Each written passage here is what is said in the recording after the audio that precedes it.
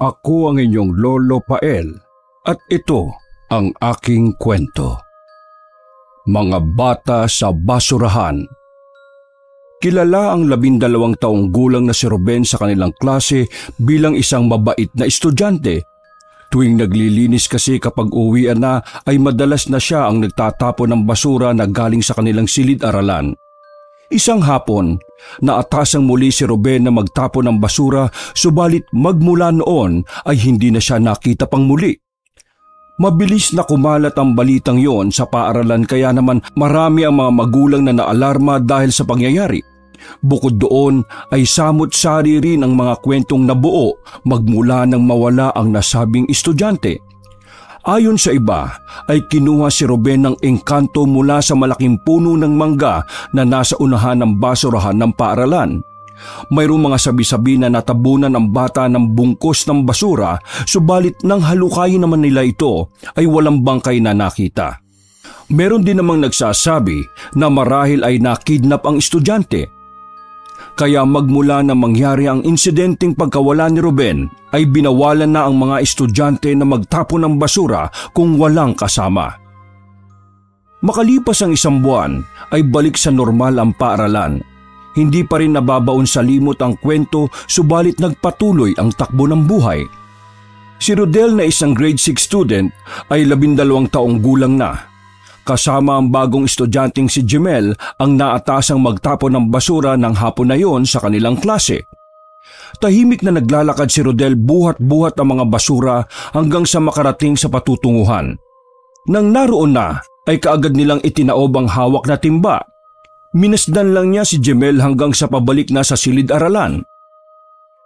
Ilang metro na ang layo ni Rodel sa basurahan ay saka na lang niya napansin na wala pala si Jemel. Kaya bumalik siya kaagad upang akayin na ang huli. Tara na! Bakit nandiyan ka pa? Sigaw ni Rodel habang palapit sa kaklase. Hindi naman kaagad umimik si Jemel bagkos ay tumuro muna ito sa dulong bahagi ng basurahan. Tulungan natin yung isang estudyante ron, no? Doon sa pinakadulo ng basurahan. May hinahanap yun. Biglang nawala tuloy. Pagkasabing yun ni Jemel ay kaagad nanindigang balahibo ni Rodel, kaya nag-aya na itong umalis at mabilis na lumakad palayo.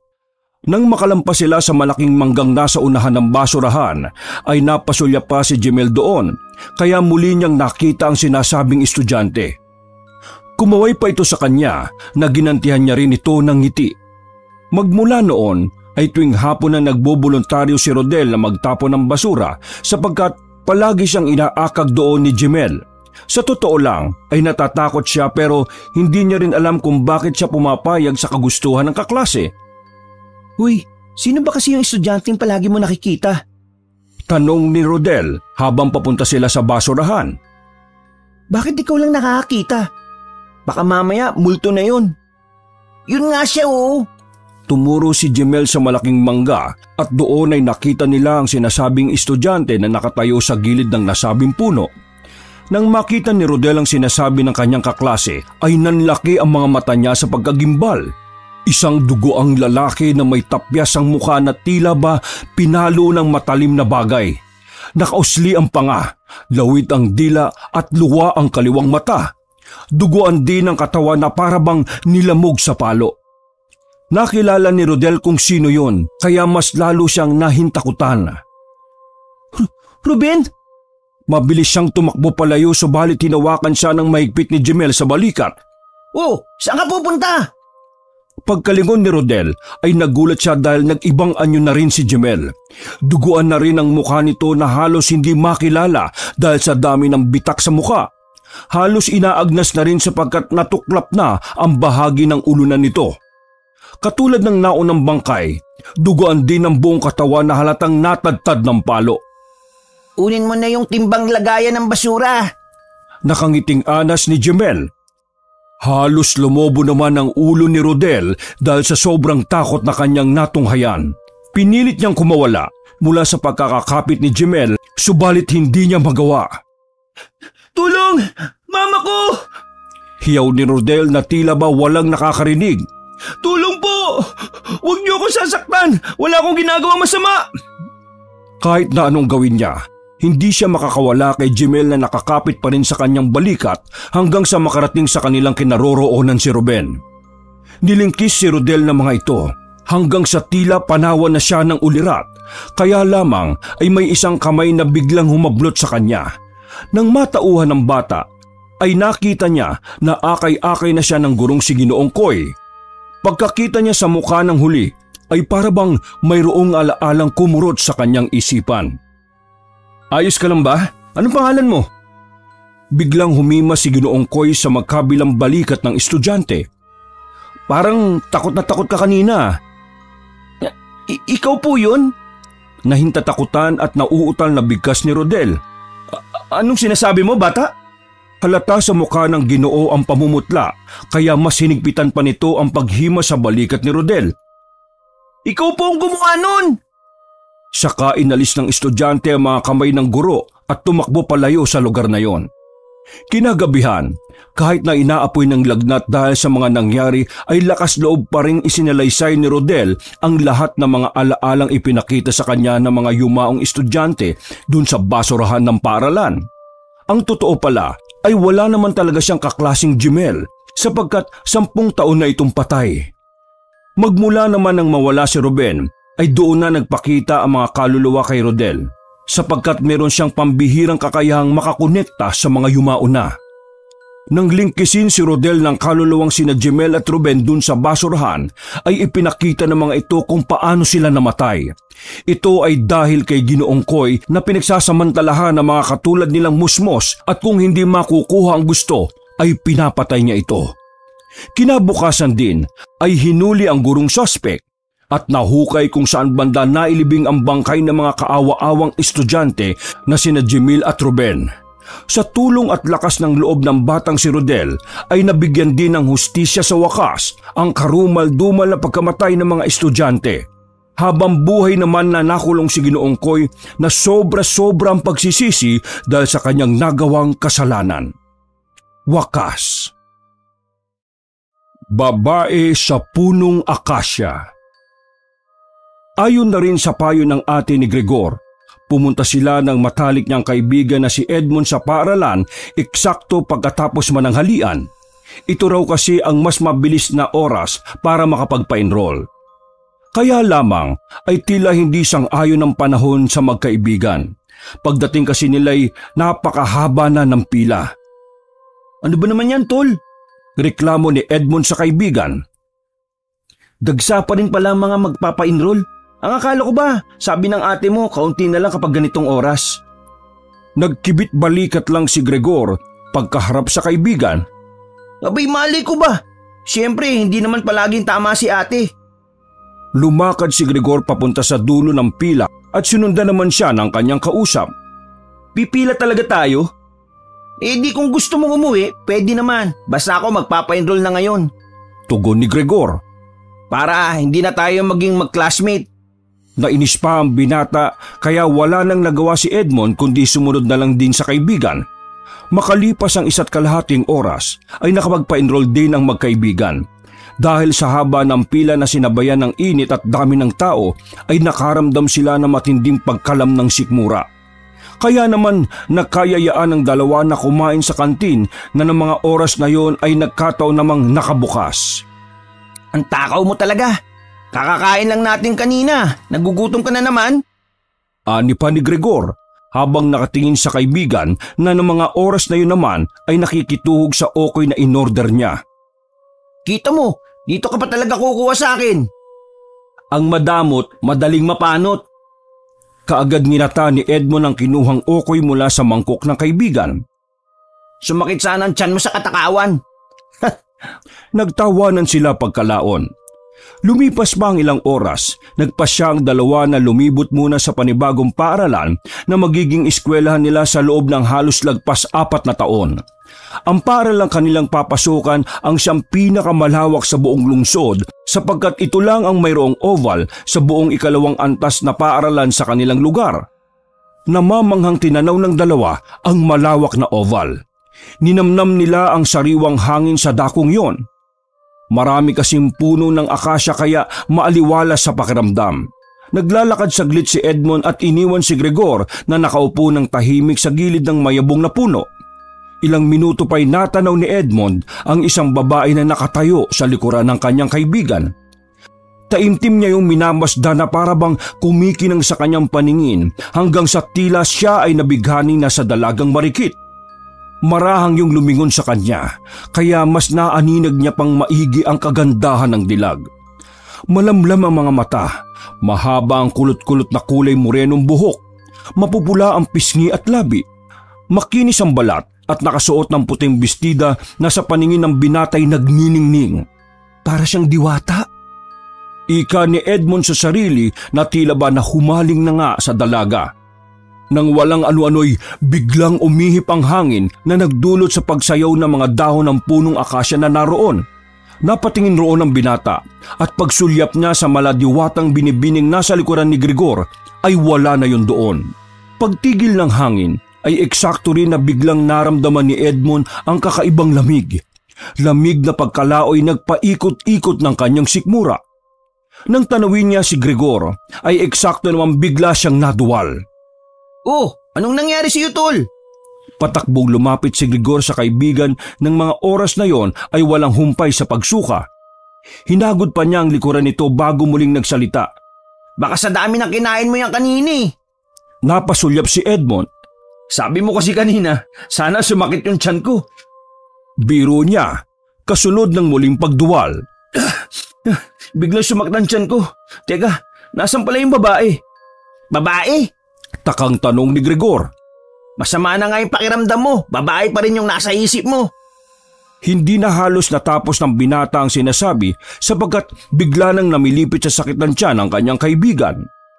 Dinala ni Gregor sa klinik ng paaralan si Edmond upang mabigyan ng paunang lunas.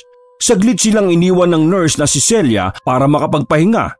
At nang nasa langkayan na si Edmond ay humupa ang sakit na nararamdaman nito. Subalit pagkalipas ng ilang minuto ay mas tumindi ang sakit ng tiyan niya. Biglang nanlamig ang kanyang buong katawan at tumirik ang mga mata na nagkulay puti. Nang makita yun ni Gregor ay nataranta siya lalo na nang magdeliryo na si Edmond. Ang babaeng diwata, nandiyan na siya. Tumayo si Edmond sa langkayan na parang nagwawala. Isinasama niya ako! Isasama niya ako! Tol, ano bang nangyayari? Natatarantang wika ni Gregor habang pinipigilan ng kaibigan na nagwawala. Kinakabahan na ako sa iyo, tol eh! Mabuti na lang ay biglang dumating si Celia at tinulungan ng binata sa pag-akay sa kaibigan nito. Nang pansamantalang nahimasmasan si Edmond at nakatulog, doon ay nagkwento si Gregor. Nasabi nga nito na parang nagdidiliryo ang kaibigan at tinatawag ang isang diwata. Pagkarinig naman doon ng nurse ay hindi na ito nagitla. Tila ba mayroon na siyang ideya sa mga kaganapan. Bago lang ba kayo rito sa paaralan? Tanong ng babae na tinanguan naman ni Gregor. Posibleng napagdiskitahan ng babae sa akasya ang kaibigan mo, kaya siya nagkaganyan. Dahil sa sinabing yon ni Nurse Celia ay pinasundunan ni Gregor si Edmond sa mga magulang nito. Idinitalya niya rin ang mga nangyari matapos nilang magpa-enroll kaya kaagad pinatawa si Edmond. At lumalabas nga na napag-interesa ng binata ng mahiwagang babae sa akasya.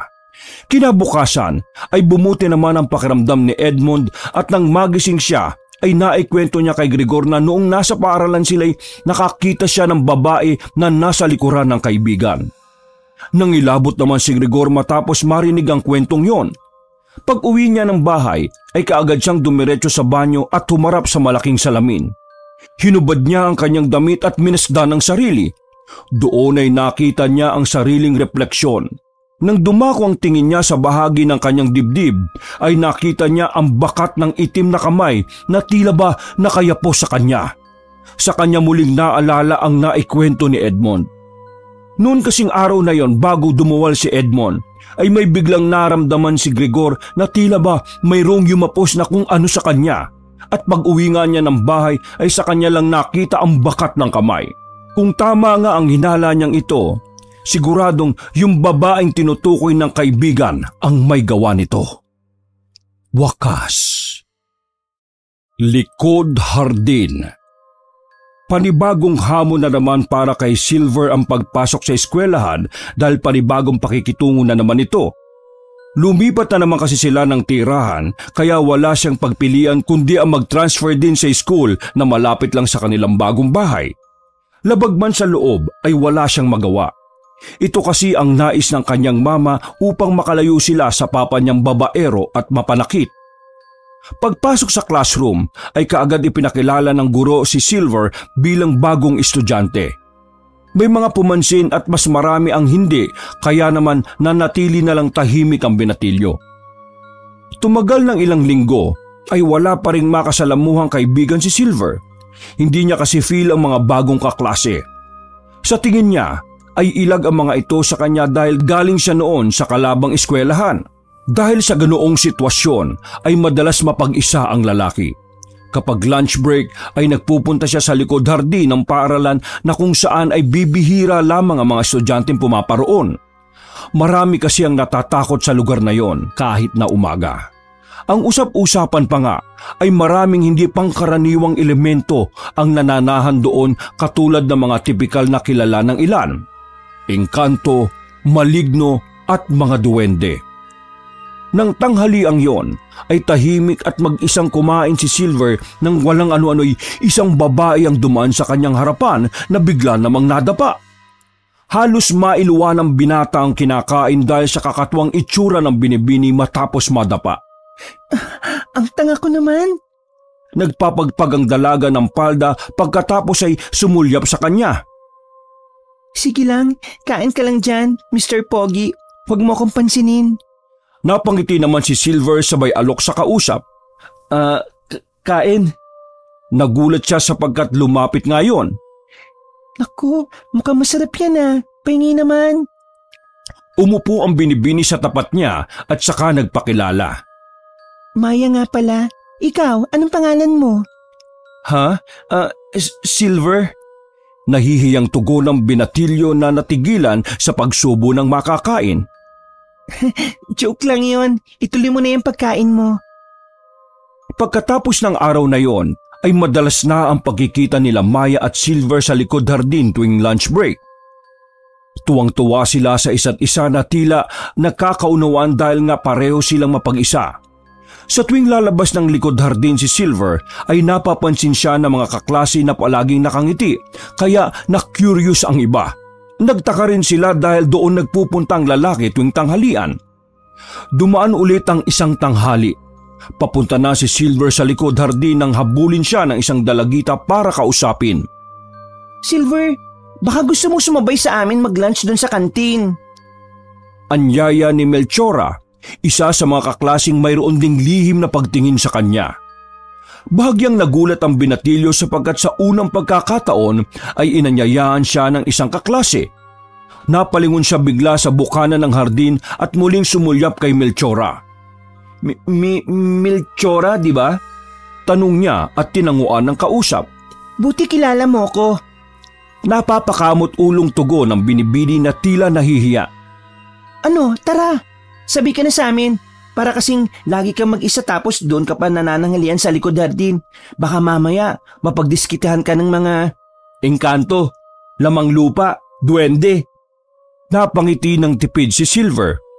Ang ganda-ganda mo tapos naniniwala ka sa ganun. Namula na naman si Melchora sa hiya pagkarinig sa sinabing yon ng lalaki. Huwag ka masyadong nagpapaniwala sa mga ganon. Ano ka ba? Hindi naman sa naniniwala. Kalat na kalat kasi dito sa school natin. Malay mo lang. Tipid nang umiti si Melchora na medyo naiilang at nahihiya pa rin. Hindi bali na nga lang. Sige na. Sa susunod pangako sasabay ako sa'yo. May naghihintay kasi sa akin ngayon Baka kanina pa yun nandun. Pasensya ka na ha. Patakbong umalis ang binatilyo at nagtungo na sa likod hardin upang katagpuin si Maya. Naiwan namang napapakamot lang sa ulo si Melchora habang bumubulong. Buti naman at napansin niya ang ganda ko. Ika ng dalaga bago nagtungo sa kantin. Pagdating ni Silver sa dating tagpuan nila ay nakaabang na si Maya. Kaya lamang hindi katulad ng mga nakalipas na araw. Tahimik at parang nanlilisik ang mga mata ng dalaga. Napansin niyo ng binatilyo kaya habang nag-aayos siya ng pagkain ay tinanong niya si Maya. Maya, ayos ka lang? Hindi na halos natapos ni Silver ang sinasabi sapagkat biglang kinalampag ni Maya ang batong mesa dahilan naman upang mauyog yun at nahulog ang pananghalian sana niya. Sino ang babaeng yon? Galit na bigkas ni Maya. Ang maamo niyang mukha katulad noon ay bigla na lang nag-iba. Sa isang iglap ay bigla siyang naging mabalasik na tulad ng isang mabangis na hayop. Sumagot ka! Nag-iba rin ang tono ng kanyang pananalita. Ang dating malambing na tinig ay naging tila galing na sa malalim na hukay at pinaghalo-halong boses ng mga demonyo. Ayoko magpapamanangin sa iyo! Kitang-kita ni Silver na biglang nag-iba ang wangis ni Maya. Mula sa pagiging marikit na babae ay tinubuan ito ng maraming sungay at kulay abong balahibo. Humaba rin ang tenga. Namula at mas nanlisik ang mga mata. Tumaas din ang tindig nito na halos 8 talampakan kaya habang kinukumutan ng takot ay napapatingala ang lalaki. Akin ka lang, Silver! Natumba si Silver sa malakas na tingin na pinakawalan ng kaharap. Sa kanya naisip ang mga balitang kumakalat tungkol sa likod hardin kaya naman kahit takot na takot ay kaagad siyang bumangon at wala nang inaksayang oras pa. Tumakbo siya palayo sa lugar na yon hanggang sa marinig siya ng grupo ni Melchora na kumakain sa kantin. Pagkakita sa kanya ng dalagita ay sinundan siya nito at tinawag kaya na magsalubong ang kanilang mga matay bigla na lang umiyak ang binatilyo at yumakap kay Melchora na walang kamalayan sa mga nangyari. Nang may masmasan ay buong tapang na isinalaysay ni Silver kung ano ang nakita niya sa likod hardin. Tama nga talaga ang sinabi ni Melchora na hindi dapat siya nagpupunta roon ng mag-isa kahit masabihing lalaki siya. Matapos sa mga naganap ay sumangguni si Silver sa magaling na albularyo upang maproteksyonan siya laban sa engkantong naisang angkinin. Binigyan siya ng pulang porselas na mayroong basbas at orasyon ng albularyo dahilan upang maging ligtas siya laban sa masasamang elemento. Naging daan din ang pangyayaring yon upang mas maging malapit sila ni Melchora hanggang sa magkatuluyan na nga silang dalawa. Wakas. Minalignong umaga. Araw ng Biyernes, 8:00 ng umaga ay nagtungo si Kenneth sa kanilang universidad upang mag-midterm exam.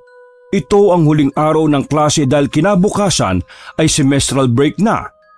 Upang hindi malate, ay nagmamadali niyang tinakbo ang hagdanan paakyat sa ikalawang palapag ng gusali kung nasaan ang kanyang silid-aralang pinapasukan.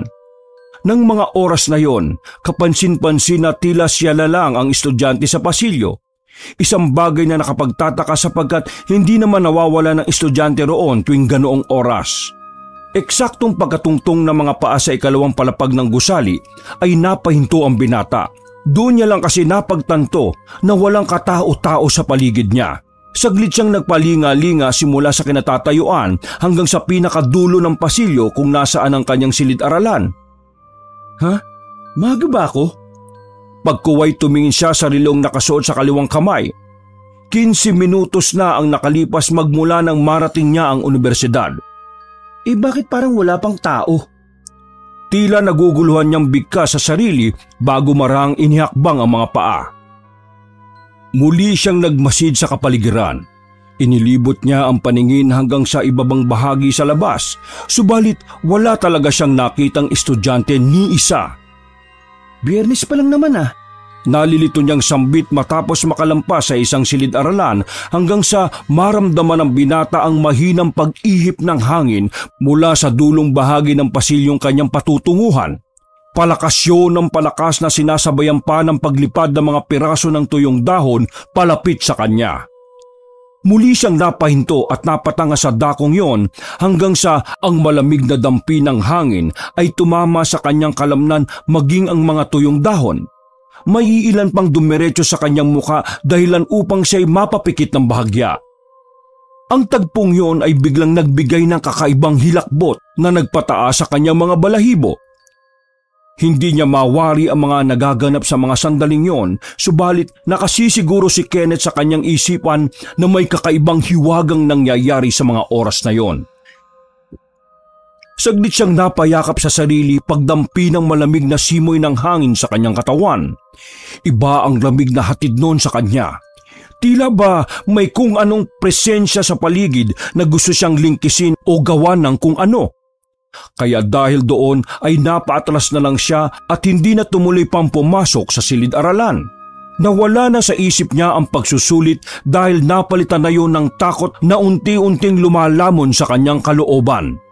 Pagtalikod niya at pabalik sa hagdanan ay ikinabigla ng binata ang pagragasa ng malakas na hangin. Halos tangayin siya hanggang sa kalagitnaan ng pasilyo at tumigil lamang ito nang siya'y tumumba na sa sahig ng patihaya. Hindi kaagad nakapagsalita si Kenneth dahil sa pangyayaring yon. Hindi niya pa rin kasi maunawaan kung ano nga ba talaga ang nangyayari sa paligid. Ang alam ng binata ay normal ang lahat pagpasok niya sa universidad kaya wala sa hinagap niya kung papaano ito nangyayari. Mula sa pagkakatihaya ay maraan siyang tumayo at inayos ang sarili. Puno man ng kagulumihanan at takot ay pinilit niya pa ring ikalma ang sarili. Muli ay lumakad siya ng marahan habang nakaalalay ang kaliwang kamay sa pader upang kung sakaling may malakas na namang hangin ang rumagasay hindi na siya matumba. Ipinaling niya ang paningin sa kaliwat kanan maging sa likuran at muling bumalik sa harapan hanggang sa maaninag niya ang isang anino na hugis at imahe ng isang tao na nakatayo sa harap ng hagdanang daraanan niya sana pababa. Mapupula ang mga mata nito na tila nag-aalab at kita ang nagngangalit sa nilalang. Doon na hindi napigilan ng binata ang sarili. Ang kaninang takot na nakakulong sa kanyang dibdib ay magkakasunod na kumawala na parang mga nagwawalang daga. Napahawak siya sa dibdib, dala ng matinding pagkasindak, lalo na nang biglang bumuka ang malaki at itim na pakpak ng nakakatakot na nilalang. Maligno! Bulalas ni Kenneth saka tumakbo palayo sa nilalang na biglang sumilay ang nakakagimbal ng ngisi matapos makita ang reaksyon ng binata. Tulong! Sigaw pa niya na halos magkandara pa para lang matakasan ng masamang nilalang na humahabol. Tulong! Hindi nagpaawat si Kenneth sa pagtakbo't paghingi ng saklolo hanggang sa marating niya ang pinakadulong pasilyo kung saan naroon ang silid-aralan niya. Pinipilit niyang buksan ang siradura habang kinakalabog ang pinto. Panay din ang sigaw niya ng tulong habang sinusulyapan ng maligno na ilang saglit na lang ay nasa kanya ng harapan. Habang palapit ito sa kanya ay mas lalo niyang naaninag ang nakakatakot nitong wangis na parang isang nagbabagang mukha. Nang aabuti na siya nito ay napapikit na lang siya at napahiyaw ng ubod lakas. Kasunod naman noon ay bigla na lang bumukas ang pinto ng silid. Tulong! Papatiin ako ng maligno! Naabutan na lang ni Kenneth ang sarili na nakayukot nakasalag ang sariling braso. Nakatayo siya sa pinto ng silid-aralan kaharap ang kanilang guro't iba pang kaklase. Ang lahat ay takang-taka sa nangyari. Naantala ang mga naroon dahil sa kakaibang eksena na kanyang ginawa. Kaya naman pagkuway nilapitan siya ng guro upang kausapin. Nung oras na yon ay hindi kaagad nakapag-exam si Kenneth. Masinsinan siyang kinausap ng kanyang guro tungkol sa nangyari. Hindi naman siya makasagot ng maayos sapagkat hindi rin naman talaga niya alam kung ano nga ba ang isasagot. Napagkamalan pa nga siyang gumagamit ng ipinagbabawal na droga dahil sa mga inasal niya, subalit mariin niya itong itinanggi. Ipinilit ng binata na namaligno siya, subalit sa huli ay hindi pa rin siya napaniwalaan. Matapos ang 2 linggong semestral break, nagbalik si Kenneth sa universidad at kumalat nga ang nangyaring yon. Kaya naman mayroong isang gwardyang nagngangalang Milo ang nakakilala sa binata at kinausap siya tungkol dito. Ayon sa Ginoo, ay minsan na siyang nadistino sa gusali kung saan nakaranas ng kababalaghan si Kenneth. Nasabi ng gwardya na mayroon nga daw dong maligno na nakikipaglaro sa mga taong madalas mag-isa sa tuwing ito'y gustong maglibang. Sa katunayan, ay isa rin si Ginoong Milo sa mga nakaranas ng katulad sa nangyari kay Kenneth. Magmula nang marinig ng binata ang kwento ng gwardya ay iniwasan niya na ang mag-isa sa tuwing naroon sa gusaling yon. Wakas. Ang mga malikin. Si Russell ay nagtatrabaho sa property department ng isang university sa isang lungsod sa Cavite. Ang departamento nila ang nagdi-distribute ng mga uniforme ng mga estudyante sa nasabing universidad. Maagang napasok ang binata sapagkat nakasanayan niya na ang maglinis sa loob ng kanilang opisina. Sa dami kasi ng mga estudyanteng napasok doon araw-araw ay madalas na naiiwan na nila itong makalat bago sila mag-uwian sa hapon.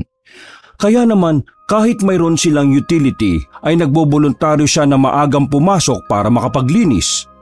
Sa tuwing maglilinis siya ay palagi niyang iniiwasan ang 2-6 na talampakang taas na manikin.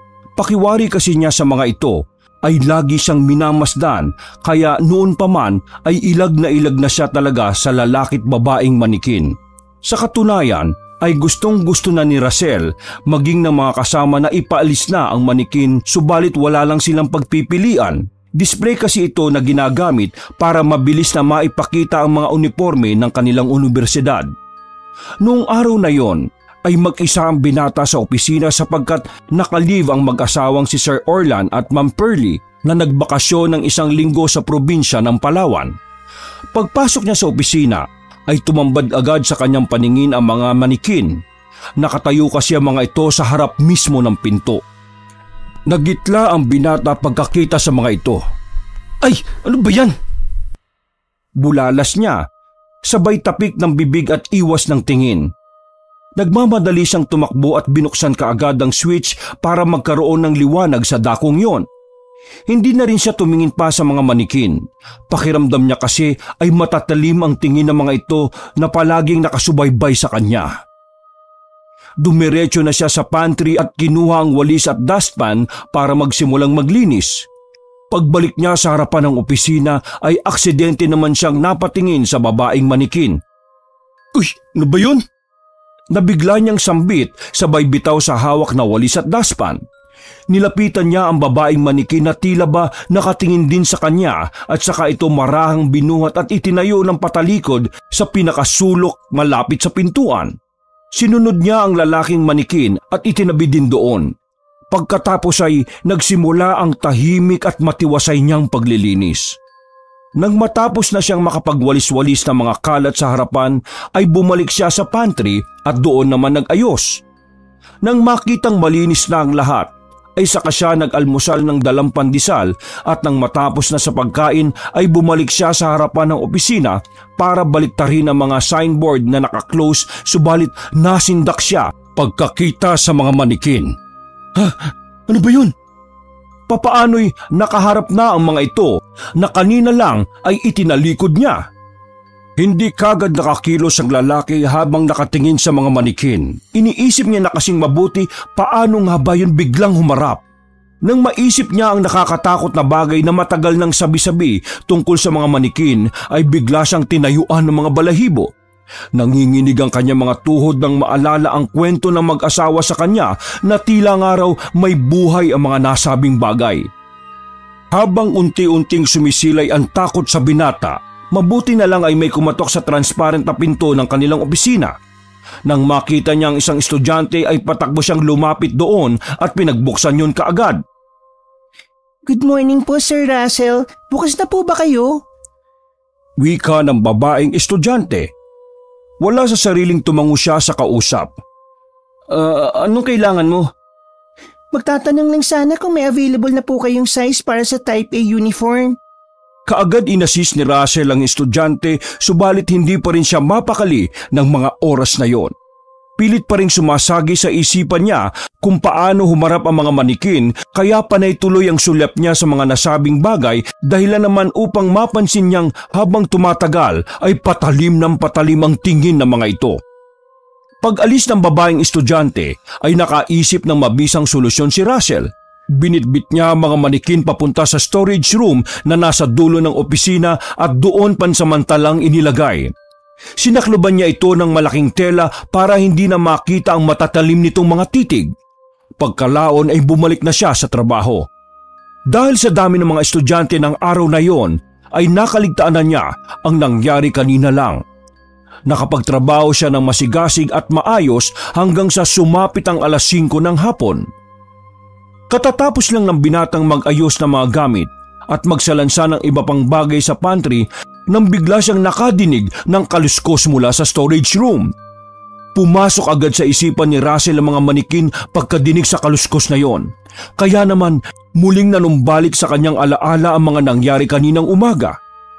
Maraan siyang lumakad at pasimpleng itinuon ng paningin sa nakasarang pinto ng storage room. Subalit nakauwang na iyon ng bahagya. Nakausli rin doon ng telang kanina lang ay ipinangsaklob niya sa mga manikin. Pagkakita roon ay unti-unti na namang nahintatakutan ng lalaki hanggang sa siya ay nagmamadaling lumakad upang makauwi na sana. Ang kaso lang ay laking gulat niya nang makita ang mga manikin na nakatayo sa harap mismo ng pinto palabas ng opisina. Galit ang mukha ng mga ito at nag-aalabang tingin kaya napasigaw kaagad si Russell habang hindi alam kung saang bahagi ng opisina siya magtatago upang matakasan ang mga nagngangalit na manikin. Bakit mo kami itinago? Umaalingaw-ngaw ang dalawang boses mula sa manikin na noong mga oras na yon ay tila mga bali-baling buto na naglalagatukan ng iba't ibang parte ng katawan habang matagal na gumagapang papunta sa kinaroroonan ni Russell. Nang makita yun ng binata ay lalo siyang napasigaw sa takot habang hindi magkandarapang tumatakbo papuntang banyo. Ikinandado niya ang pinto ng palikuran at saka ikinubli ang sarili sa pinakasulok habang humihiyaw ng malakas at umiiyak sa takot. Halos maihina ang binata sapagkat hindi na niya alam ang gagawin. Lalo na nang malakas na kalabugin ng mga manikin ang pinto ng banyo habang binubulyawan siya. Bakit mo kami itinago? Tama na! Sigaw ni Russell.